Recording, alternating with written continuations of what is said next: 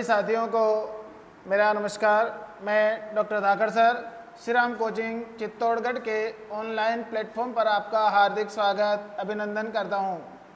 दोस्तों, इतिहास की आज की कक्षा में हम अध्ययन करने वाले हैं कि हमारी सिंधु घाटी सभ्यता के बाद जो वैदिक सभ्यता आई, वैदिक सभ्यता के दौरान ये आर्य लोग भारत के पूर्वोत्तर क्षेत्र में बढ़ चुके थे और उन्होंने अपना स्थायी निवास बना लिया और स्थायी निवास के बाद उन्होंने व्यापारिक और जो राजनीतिक संगठन मजबूत कर लिए। उस दौरान भारत में अब कौन सी राजनीतिक व्यवस्था पनपी, जो इस टॉपिक में हम अध्ययन करने जा रहे हैं। दोस्तों, आज का जो हमारा टॉपिक है वो बहुत महत्वपूर्ण है और यहाँ से जो आने वाले जो भी टॉपिक हैं वो भी ज़्यादा महत्वपूर्ण बनते जाते हैं। तो साथियों, सिंधु घाटी सभ्यता वैदिक सभ्यता के पश्चात हम आज जो अध्ययन करने जा रहे हैं वो टॉपिक है दोस्तों महाजनपद काल। महाजनपद काल की बात करें तो महाजनपद ये राजनीतिक इकाई कैसे विकसित हुई, ये वैदिक काल के पश्चात या वैदिक काल जब समाप्त हुआ तब ये कैसी व्यवस्था बन भी थी, इनके बारे में आज विस्तार से अध्ययन करेंगे। दोस्तों, आज जो बात बनती है कि महाजनपद काल के समय जो हमारी राजनीतिक और सामाजिक परिस्थितियां क्या थी वो भी अध्ययन करेंगे और इसका जो है समय क्या है वो पहले विस्तारित कर लेते हैं दोस्तों कि ये हमारे भारतीय इतिहास में कालक्रम की दृष्टि से कौन से समय में बैठती हैं। तो ये महाजनपद जो द्वितीय नगरीकरण की सभ्यता कहलाती है, द्वितीय नगरीकरण के समय इन्होंने अपना क्षेत्र कौन सा जो केंद्रीय बिंदु किया था वो आइए प्रकाश डालते हैं। सबसे पहले अपन बात दिखाते हैं कि कौन से समय में ये सभ्यता विकसित हुई है। तो हमारे भारतीय इतिहास के कालक्रम के अनुसार ईसा से पूर्व, ईसा के जन्म से पूर्व की बात आती है। ईसा के जन्म से पूर्व ये कौन से समय में विकसित हुई, तो उसका समय दोस्तों 600 ईसा पूर्व से लेकर 300 ईसा पूर्व तक का सामान्य समय रखा गया।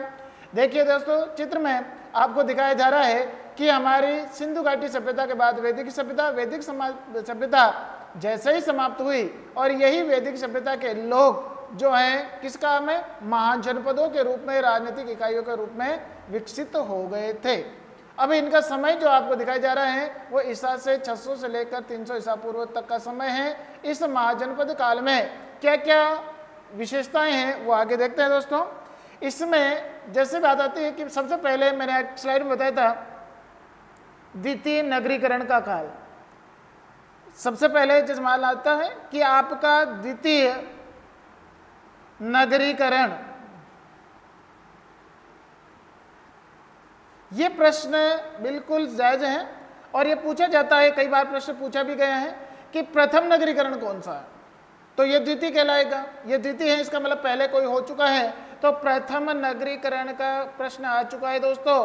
प्रथम नगरीकरण ये सभ्यता कहलाती है दोस्तों सिंधु घाटी की सभ्यता। ये सिंधु सभ्यता है। सिंधु सभ्यता के पश्चात जो बात आती है वो थी वैदिक सभ्यता। लेकिन वैदिक सभ्यता में ऋग्वैदिक काल में, उत्तर वैदिक काल में लगभग नगरों का जो निर्माण है वो कम हो चुका था। लेकिन स्थायी नगरीकरण इस काल की देन है। जो इसके पश्चात विकसित हुआ था वो कौन सा है, महाजनपद काल।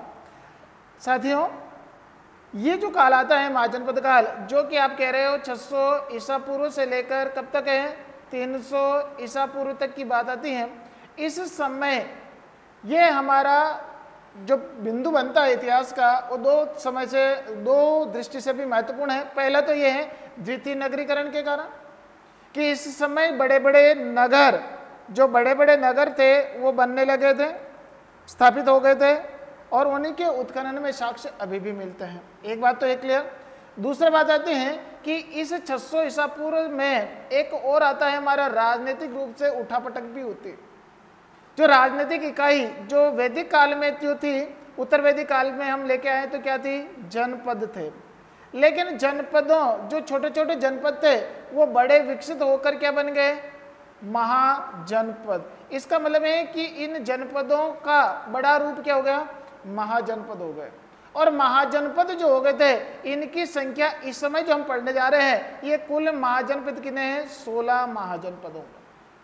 16 महाजनपदों की स्थिति हम नक्शे के द्वारा भी देखने जा रहे हैं। लेकिन इस काल में जो है ये जनपद महाजनपद का स्वरूप ले चुके थे। इसका मतलब भारत का राजनीतिक एकीकरण होने जा रहा था। इस समय मगध सबसे सर्वाधिक शक्तिशाली था।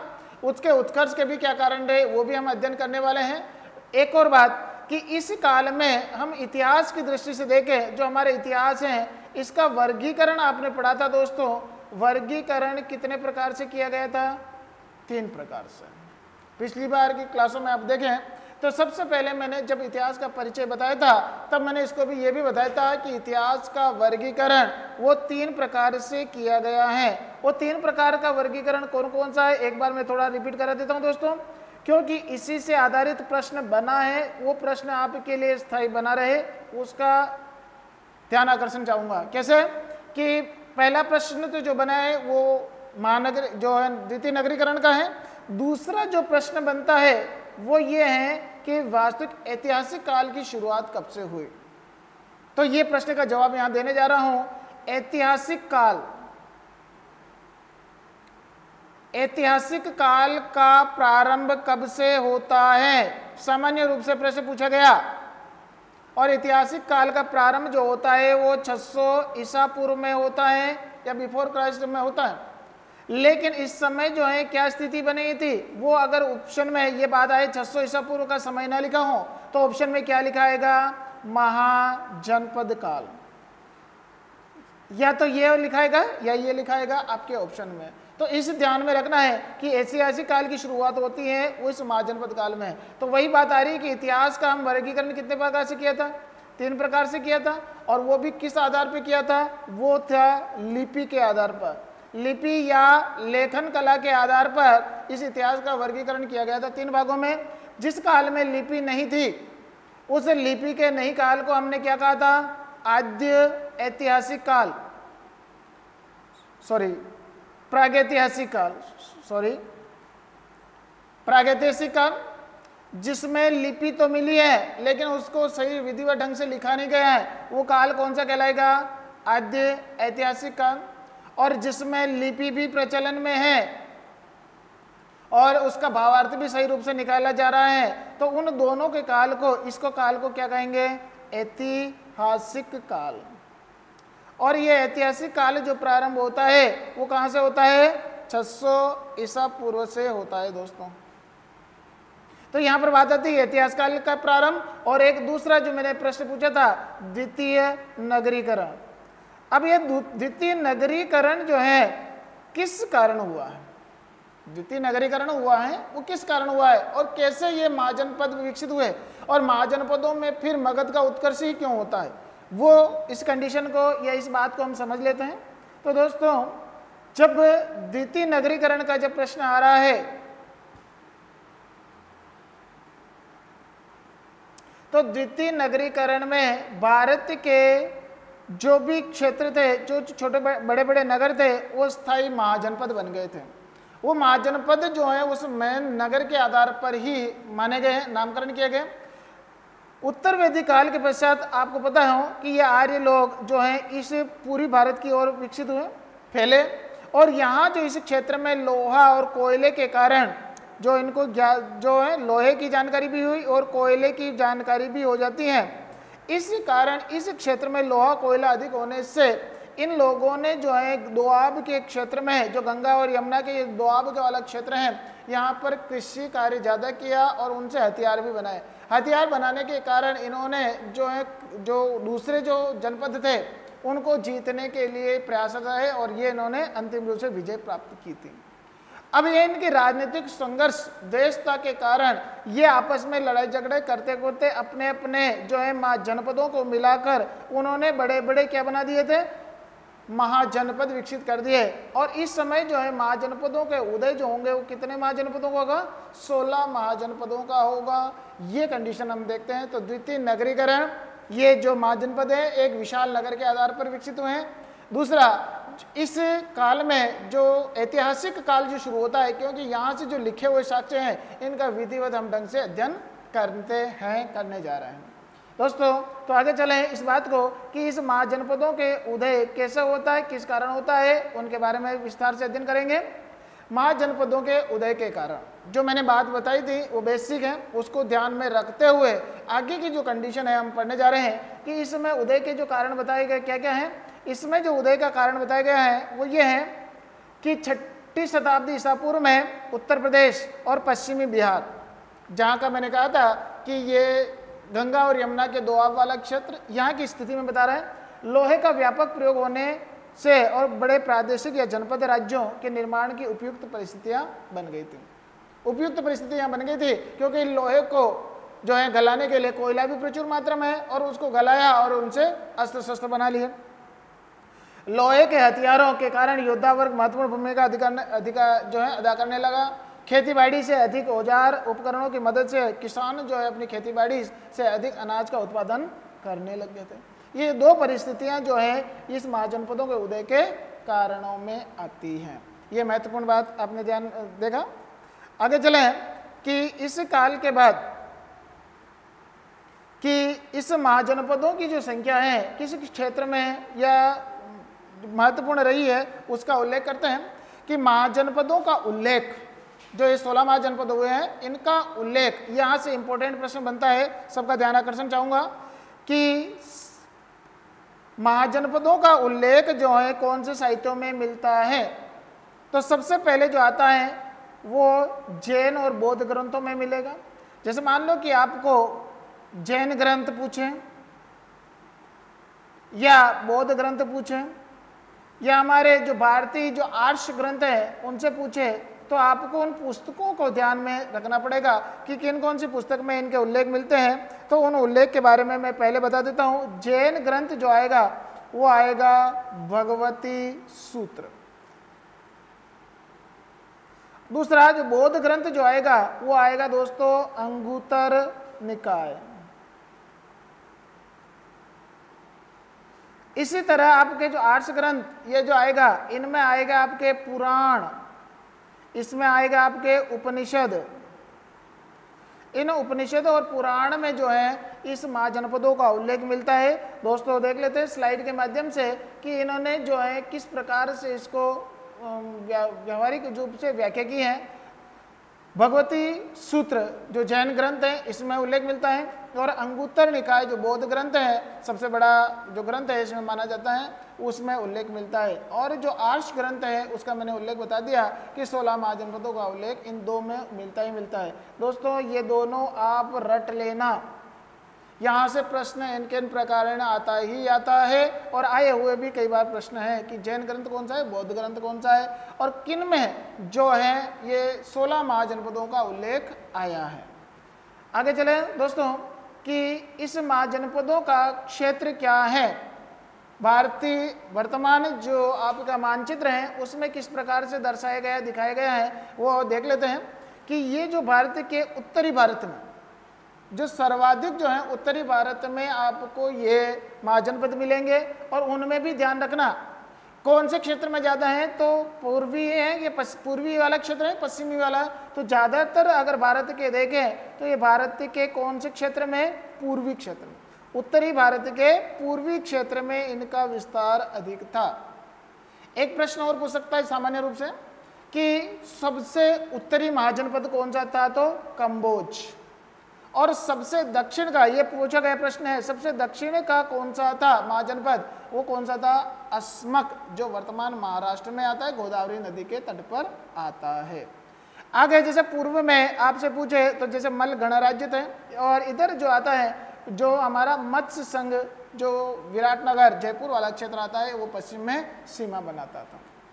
तो इसके क्षेत्र में उत्तरी भारत के क्षेत्र में इन 16 महाजनपदों का क्या हुआ था दोस्तों, विस्तार हुआ था। अब उनका एक एक करके उल्लेख करने जा रहे हैं कि कौन सा महाजनपद कौन से क्षेत्र में विस्तृत था, उनकी क्या क्या विशेषताएं, कौन शासक था, किसने क्या विस्तार किया, किस महाजनपदों के आसपास के महाजनपदों को जीता, उनकी व्यक्तिगत क्या विशेषताएं रही है, उनका अध्ययन करते हैं। दोस्तों महाजनपदों में पहले मैं सामान्य रूप से बता देता हूं कि ये 16 महाजनपद जो उत्तरी भारत के हैं उनमें सर्वाधिक शक्तिशाली जो था वो कौन था, मगध।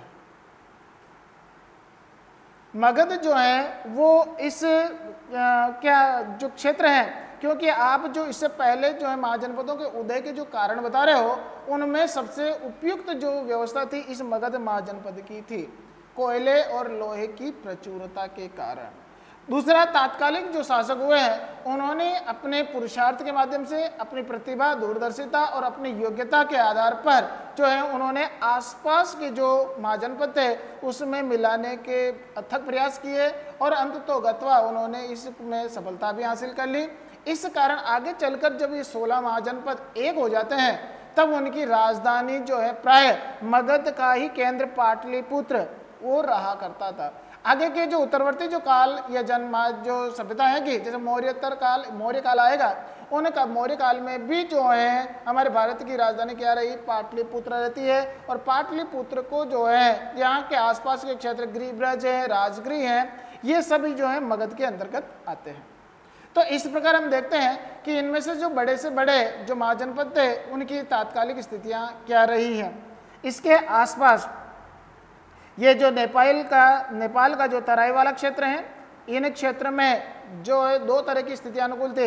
एक तो यहाँ पर छोटे छोटे राज्य और यहाँ से इन क्षेत्रों से ही आपके दो धर्म विकसित होते हुए निकलेंगे, एक बौद्ध धर्म और दूसरा जैन धर्म। तो ये नेपाल की तराइयाँ, यहाँ पर जो है चीन का, तिब्बत का और नेपाल का ये पठारी क्षेत्र है, पहाड़ी क्षेत्र है। और इसके नीचे जो है कौशल, वज्जी, काशी, ये कुशीनगर, लिच्छवी, ये वाले जो गणराज्य हैं, यहाँ से जो बौद्ध धर्म का केंद्र रहा है। आगे चलें तो ये पांचाल, कुरु, शूरसेन, वत्स, चेदी, अवंती, ये जो है हमारे राजस्थान के जो है महत्वपूर्ण महाजनपद रहे। पश्चिमी जैसे राजस्थान में हम देखते हैं तो राजस्थान में जनपद जैसे बात आती है उत्तरवेदी काल में तो शिवी जनपद का उल्लेख होता है। जो हमारे मेवाड़ है, मेवाड़ में ये जो वाला क्षेत्र आता है अवंती और मत्स्य के बीच में सीवी जनपद था, जिसका उल्लेख जो आगे चलकर मेवाड़ में होता है, मेवाड़ रियासत में होता है। तो ये जो सीवी जनपद है आगे चलकर क्या बन गए, महाजनपद। तो ये महाजनपद जो है अवंती क्षेत्र के महाजनपद में और थोड़ा जो है मत्स्य जनपद के क्षेत्र में मिल गया था। महाभारत में जो है दोस्तों उत्तरवेदी काल में जो मत्स्य जनपद का उल्लेख मिलता है, इसी प्रकार अवंती जनपद का उल्लेख भी मिलता है। तो ये जो जनपद है आगे चलकर क्या बन गए, महाजनपद बन गए थे। इसका मतलब है कि सीवी जनपद है इन दोनों में विभक्त हो गया था।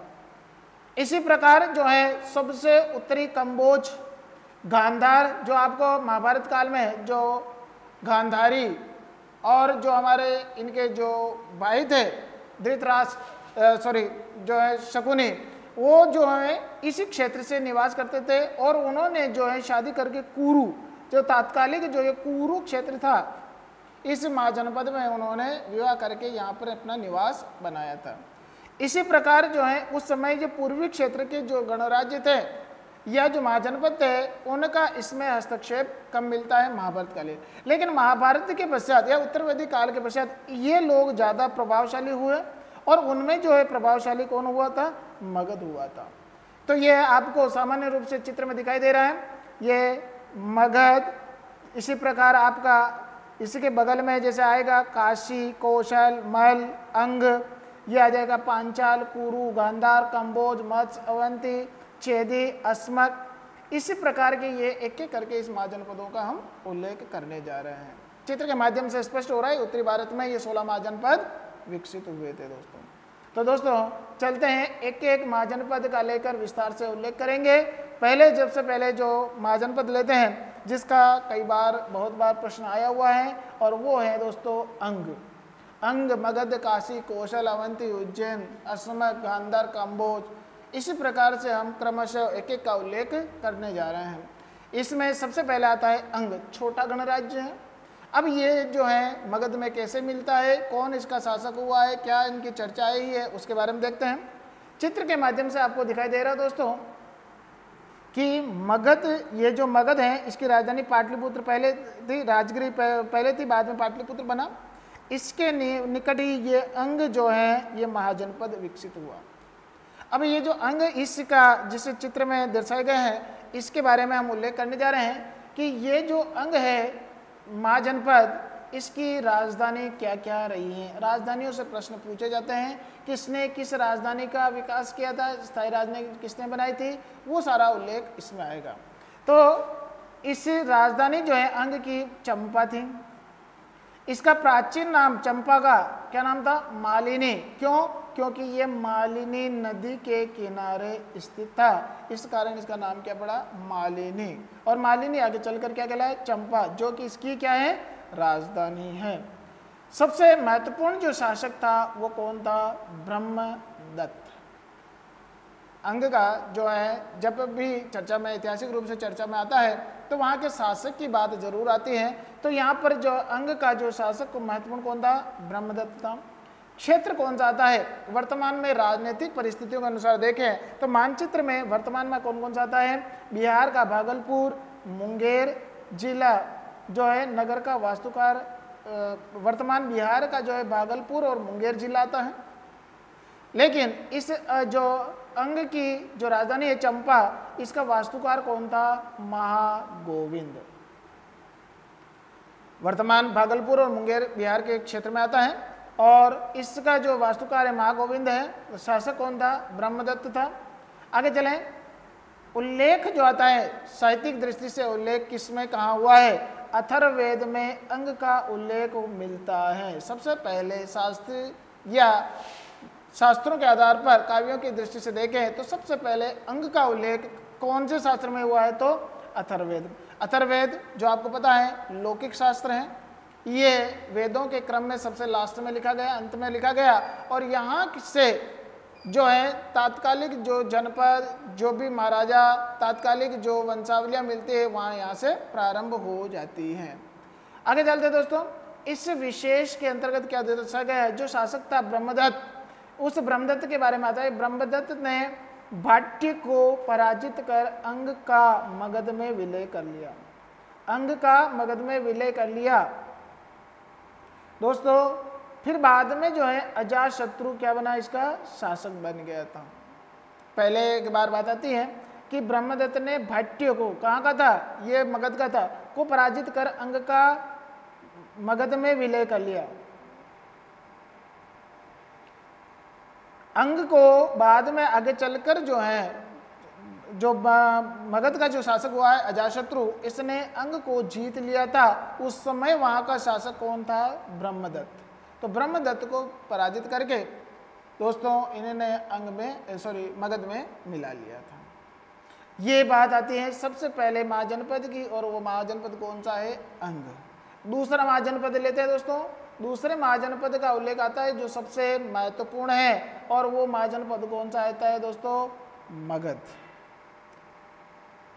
मगध की बात करें दोस्तों कि मगध की चर्चा बहुत बार आएगी, मगध का उल्लेख भी आएगा, मगध के शासक भी आएगा। सबसे आगे चलकर उत्तरी भारत का मेन केंद्र भी होगा। यहाँ से सत्ता का पूरा एकीकरण होता था, यहाँ से पूरे क्षेत्र का प्रशासनिक व्यवस्था संचालित होती थी। राजनीतिक रूप से देखें तो ये महाजनपदों में सर्वश्रेष्ठ था, अनुकूल परिस्थितियाँ थी। इसका मानचित्र में केंद्र कहाँ आता है, ये आपका दोस्तों मगध महाजनपद है। इसकी प्रारंभिक राजधानियाँ जो है वो राजगृह थी, बाद में पाटलिपुत्र बनी। इससे पहले भी इनकी राजधानियाँ परिवर्तित हुई है, और वो कैसे हुई हैं उसके बारे में उल्लेख देखते हैं दोस्तों। सबसे पहले जब इस महाजनपद की, ये दूसरा महाजनपद है, इस दूसरे महाजनपद की बात करें तो इसकी राजधानी, प्रारंभिक राजधानी कौन सी थी, गिरिव्रज। बाद में आगे चलकर इसको क्या कहा जाने लगा, राजगृह। और फिर बाद में इसकी परिवर्तित होकर राजधानी जो बनी थी वो कौन सी थी, पाटलिपुत्र। आगे चलकर जब हम मौर्य काल पढ़ेंगे उस मौर्य काल में जो इसका केंद्र बिंदु राजधानी जो आएगी वो कौन सी होगी दोस्तों, पाटलिपुत्र होगी। कौन से शासक ने इस मगध का उत्थान करने के लिए भरसक प्रयास किया था। मगध का उत्कर्ष एक अलग बिंदु पढ़ेंगे इसी महाजनपद काल में, लेकिन हम यहाँ जो अभी पढ़ने जा रहे हैं कि इस मगध को जो है इन महाजनपदों से ज़्यादा श्रेष्ठ बनाने का अथक प्रयास, पुरुषार्थ किसने किया है। तो यहाँ बात आ रही है कि यहाँ का जो शासक था बिंबिसार, जो हर्यक वंश का शासक है, पहला शासक है। इस मगध का वास्तविक संस्थापक कहा जाता है। वास्तविक संस्थापक का मतलब है कि जो उत्तराधिकार जो अनबैलेंस हो रहा था, जो इससे पहले के जो शासक थे, जो हम महाभारत में उत्तरवेदी काल में देखते आ रहे हैं, वहाँ का स्थायी शासक कोई नहीं मिल पाया। लेकिन उत्तरवेदी काल के पश्चात जो हर्यक वंश का बिंबिसार जो स्थायी शासक बना और उसने इस मगध को संगठित करके जो है विकसित करने का प्रयास किया है, इस कारण से स्थायी संस्थापक कहते हैं। एक इसका वंश देखें तो कौन सा है, हर्यक वंश है, और इससे ही बिंबिसार को प्रथम शासक भी कहा जाता है, मगध का, भारत का नहीं। भारत का प्रथम शासक आगे आएगा चंद्रगुप्त मौर्य को, क्योंकि इस समय आगे चलकर 16 महाजनपद एक इकाई बन जाएंगे, जैसे वर्तमान भारत संघ है। तो यहाँ पर केवल मगध का प्रथम शासक किसे कहेंगे, तो बिंबिसार को कहा जाता है।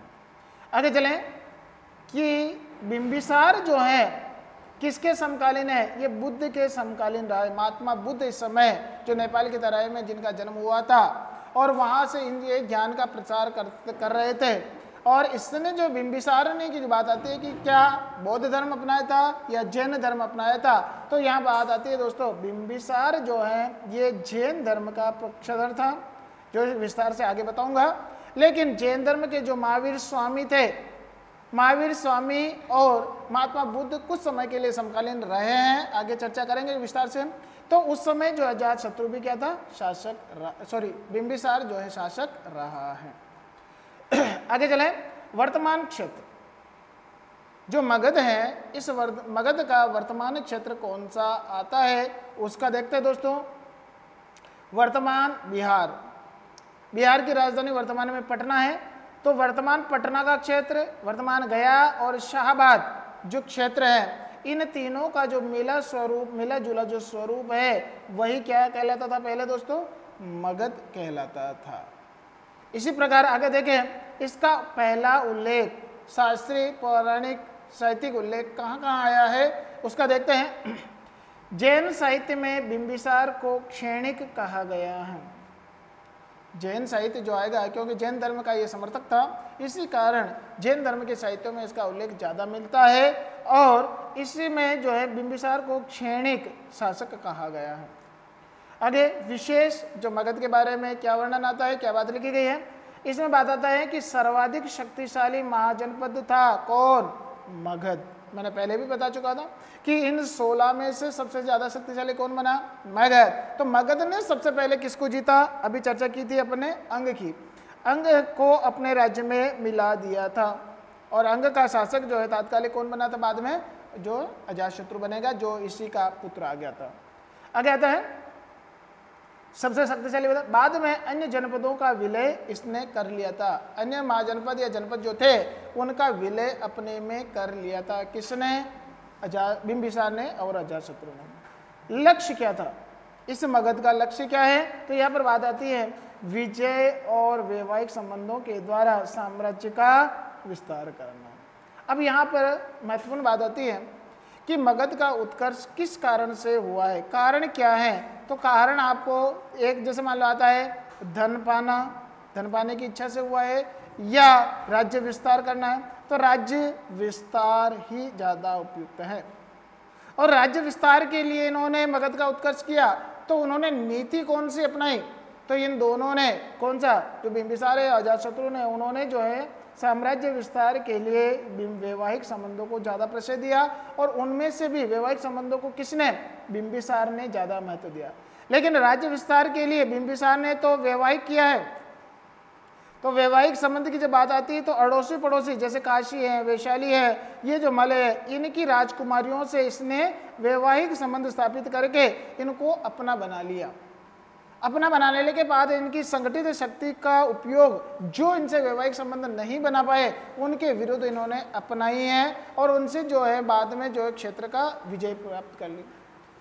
अपने वैवाहिक संबंधों के आधार पर उनकी शक्तियों का उपयोग खुद ने किया, और धीरे धीरे अगर वो वैवाहिक संबंध वाले जो राज्य कमजोर हो गए तो उनका भी विलय अपने में कर लिया था। इस प्रकार बिंबिसार ने इस नीति का पालन किया है।